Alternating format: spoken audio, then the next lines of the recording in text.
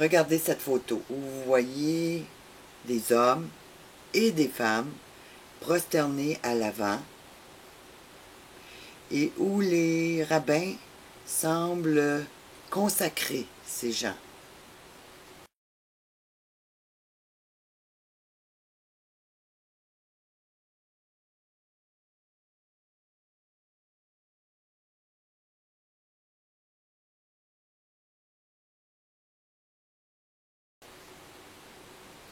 Alors, il y a les Lévites, ceux et celles habillés de grandes robes blanches, consacrés par des rabbins.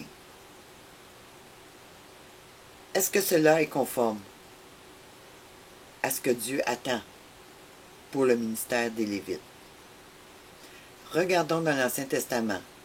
Cette tâche, vous verrez, elle était attribuée à des hommes seulement, alors qu'ici, on a des hommes et des femmes. À ceux de la tribu de Lévite seulement.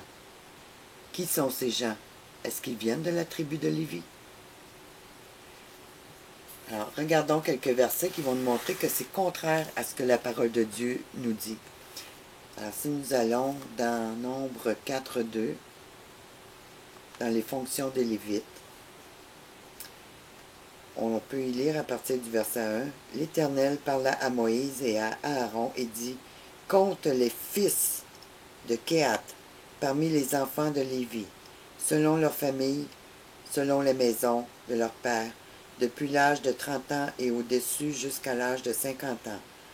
Tous ceux qui sont propres à exercer quelque fonction dans la tente d'assignation. » Alors voici les fonctions des fils de Kehat dans la tente d'assignation. Elles concernent le lieu très saint. Alors je vous laisse continuer à lire la suite dans Nombre 4. Mais déjà, il est clair que ça s'adresse à des hommes seulement, alors que dans ce temple, on a des hommes et des femmes. Alors si nous allons dans Nombre 1, à partir du verset 47, nous avons la responsabilité des Lévites. Mais ce qui est intéressant, au verset 51, on dit « Quand le tabernacle partira, les Lévites le démonteront. Quand le tabernacle campera, les Lévites le dresseront. Et l'étranger qui en approchera sera puni de mort. »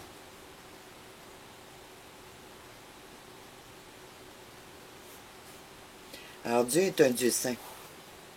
C'est ça qu'il faut comprendre.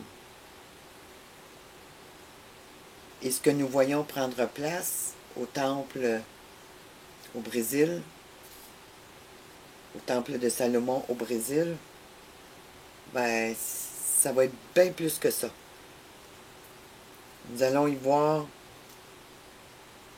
toutes sortes de religions, de tribus, qui vont avoir le droit de faire leur rituel dans ce grand temple, supposément dédié à Dieu. Mais ça, c'est la chrétienté des temps de la fin, la chrétienté de Babylone, qui unit toutes les religions ensemble pour n'en former qu'une seule et nouvelle chrétienté. C'est exactement la même histoire qui se répète depuis la statue de Nebuchadnezzar, et même dans l'Ancien Testament. Les mêmes abominations vont s'y faire.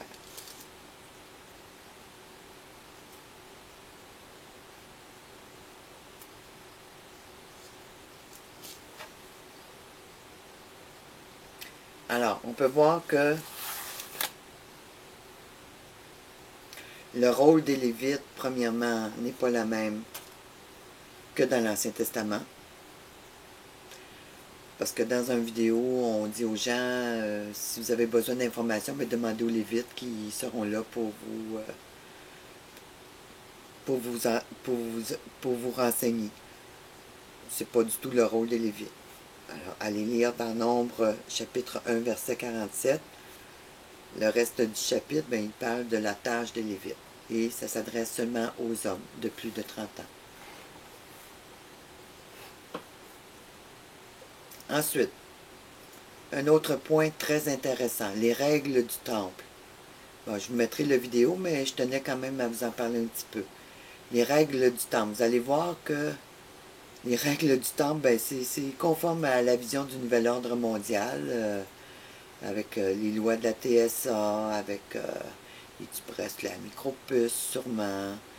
Alors, laissez-moi commencer, je vous en donne un petit éventail.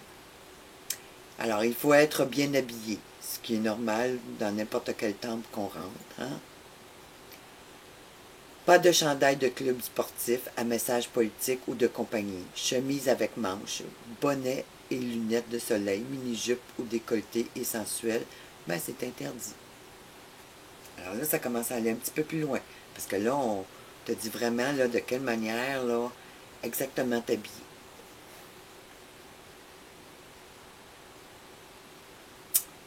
On veut tenter de nous faire croire que c'est un emplacement très, très solennel, alors que en réalité, c'est un temple d'abomination.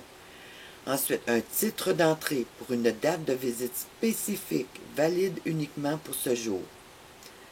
Alors, vous devez acheter un bracelet. J'ai pu voir que c'est un bracelet parce que le monsieur, il a fait le signe comme ça, là, quand il a parlé d'acheter un titre d'entrée. Et ben, les bracelets, ben, c'est très facile d'incorporer une micropuce à l'intérieur pour pister les gens. Alors, non seulement vous devez payer, vous devez vous rendre à une date spécifique. Alors, vous ne pouvez pas arriver là et dire « je vais aller louer mon Dieu ». Non, c'est une date spécifique. C'est eux qui décident quand vous avez le droit d'adorer. Et puis qui est valide uniquement pour ce jour. Puis si vous arrivez en retard, ben, vous ne pouvez pas rentrer parce que les portes seront fermées 5 minutes avant le début de chaque culte. Et ceux qui arrivent en retard, ben, ils devront rester dehors. Il n'y aura pas de passe-droit. Il n'y aura pas de passe-droit. Ensuite, il est interdit d'enregistrer, de filmer ou de faire des photos. Bon, jusqu'à un certain point, on peut comprendre parce que c'est... Hein, dans une église, bon, on ne passe pas notre temps à amener nos photos, mais interdit d'enregistrer. Pourquoi? Interdit de filmer. Pourquoi? Interdit de faire des photos. Pourquoi? C'est peut-être parce qu'il y a des choses qu'ils ne veulent pas qu'on voit. Hein? Interdiction des appareils photo, caméras, smartphone ou de tout autre appareil qui devront être laissés à l'entrée ou dans votre auto. La fouille des sacs par des appareils de détection de métaux et par des gardiens du temple. Ah, là ça change. Hein? On ne voit pas ça avec la TSA un peu partout dans les aéroports. Vous allez voir une game de baseball, une game de soccer, puis là tout le monde vous tripote, puis check vos sacs pour voir si vous n'avez rien de dangereux. Il n'y a pas un petit couteau, un petit gun ou une petite bouteille de coke qui n'a pas été achetée sur leur terrain. Alors, on voit que les lois du nouvel ordre mondial, de cette dictature mondiale, ben on la voit là, on la voit. Fouille pour les hommes par des hommes, fouille pour les femmes par des femmes. Alors, on va vous fouiller vos sacs et vous-même pour voir si vous n'avez rien de suspect ou qui contrevient à leurs normes. Ça, c'est de la dictature, mes amis. Aucune arme ou objet tranchant. Alors, aucune arme ou objet tranchant. Mais aucune arme, selon le deuxième amendement, selon la Constitution américaine, aucune arme. Qui sont-ils pour décider que les gens qui veulent se protéger n'ont pas le droit d'avoir leur arme sur eux? Cela contrevient à la Constitution américaine. Mais pourtant, aucune arme. Alors qu'on sait très bien qu'avec le djihad, ils peuvent rentrer dans ces temples-là et tuer tout le monde. Hein? Comme dans n'importe quelle autre église d'ailleurs. Les portes seront fermées 5 minutes avant le début de chaque réunion et personne ne pourra entrer après. Arriver 45 minutes avant le début des réunions. Pourquoi? Mais pour les fouilles. Sur l'esplanade du temple, l'espace ouvert en face de l'entrée principale, des photographes seront disponibles pour réaliser vos photos. Vous pourrez ensuite les télécharger depuis Internet. Alors ça, il photographes, il faut les payer, hein, mais qui va les payer? Ben, c'est vous. Alors, on ne vous permet pas de prendre des photos, mais on va avoir des photographes à votre disposition pour l'extérieur. Puis dans des lieux bien précis, qui, eux, prendront des photos pour vous. Puis ensuite, ben, vous pourrez les télécharger depuis Internet, mais vous devrez sûrement payer. Hein? Alors, non seulement vous devez payer pour l'entrée, mais vous devez payer pour des photos. Se comporter avec respect et révérence. Ne pas discuter et rire, c'est la maison de Dieu. Si vous voulez écouter la voix de Dieu, vous devez rester en silence. Méditation. Méditation.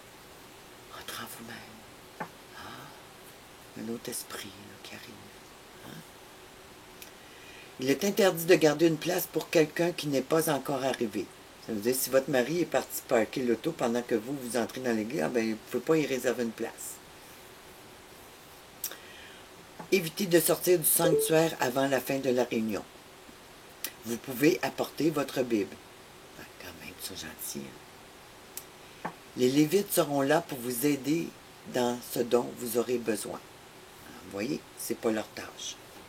Leur tâche, c'est d'être là pour la maison de l'Éternel, pour certaines tâches bien spécifiques, spécifiées dans les versets que je vous ai donnés. Alors, posez-vous la question, est-ce que vous croyez, lorsque le Seigneur reviendra, qu'il imposera de telles normes qui ressemblent plus à un état policier qu'à un lieu d'adoration? N'est-ce pas une manière de conditionner les chrétiens à embrasser cette société totalitaire où l'on nous dit quoi faire sur chaque chose? Vous voyez à quoi ça sert la religion? Sous cet empire babylonien, auquel tous vos pasteurs sont reliés. Puis vous ne savez pas. Remarquez que pas une fois dans aucune vidéo il n'est question d'obéissance aux lois de Dieu, ni à la repentance, ni au salut en Jésus-Christ. Mais vous verrez plus loin pourquoi. L'Église universelle n'a épargné aucune dépense, a déclaré Rogerio Araujo, l'architecte du projet, qui devrait être inauguré le 31 juillet. Bon, comme je vous l'ai dit, il a été pour les grands leaders, les grands leaders et pasteurs le 17 juillet. Mais pour le 31, ben, c'est pour les gens normaux, les citoyens ordinaires des nations, les Goyens, qu'on appelle les Goyens. Je mettrai aussi plusieurs vidéos en rapport avec ce temple de Salomon, sur l'inauguration, comment ça s'est fait avec un rabbin, puis tout ça, puis toute l'atmosphère. Vous allez voir l'atmosphère qu'il y a dans ce lieu durant cette inauguration. Vous verrez aussi plusieurs visages de ces grands pasteurs, puis tout ça.